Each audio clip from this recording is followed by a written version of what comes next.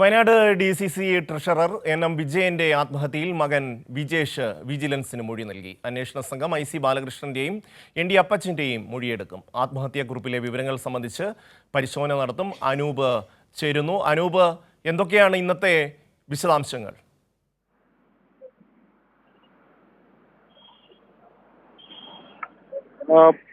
Wayanad DCC treasurer NM വിജയന്റെ ആത്മഹത്യാക്കുറിപ്പിൽ പേരുകൾ ഉള്ളവരുടെ മൊഴികളെടുക്കാൻ പോലീസ് വിജിലൻസ് അന്വേഷണ സംഘങ്ങൾ തയ്യാറെടുക്കുകയാണ്. NM വിജയന്റെ മകൻ വിജേഷിന്റെ മൊഴി വിജിലൻസ് രേഖപ്പെടുത്തുകയാണ്. ഇപ്പോൾ ആത്മഹത്യാക്കുറിപ്പ് പോലീസും വിശദമായി പരിശോധിക്കുന്നുണ്ട്. ND അപ്പച്ചൻ, KL പൗലോസ്, IC ബാലകൃഷ്ണൻ, KK ഗോപിനാഥൻ എന്നിവരുടെ പേരുകളാണ് ആത്മഹത്യാക്കുറിപ്പിലുള്ളത്. പോലീസ് വിജിലൻസ് അന്വേഷണം പുരോഗമിക്കുമ്പോഴാണ് വിവാദ വിവരങ്ങളുമായി ഈ കത്ത് പുറത്തു വന്നത്. ഇതോടെ പോലീസ് വീണ്ടും കുടുംബാംഗങ്ങളുടെ മൊഴിയെടുത്തിരുന്നു.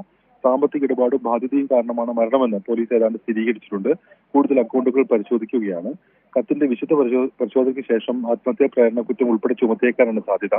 തന്റെ മരണത്തിന് ഉത്തരവാദികളാണെന്ന് പറഞ്ഞാണ് ജില്ലയിലെ മുൻനിര നേതാക്കളുടെ പേരുകൾ കത്തിൽ NM വിജയൻ ഈ രീതിയിൽ പരാമർശിച്ചിരിക്കുന്നത്. ഏതായാലും ഈ DCC പ്രസിഡന്റ് പേര് വരെ ഗുരുതര അഴിമതി നടത്തിയതായുള്ള പരാമർശം ഈ കത്തിലുണ്ട്.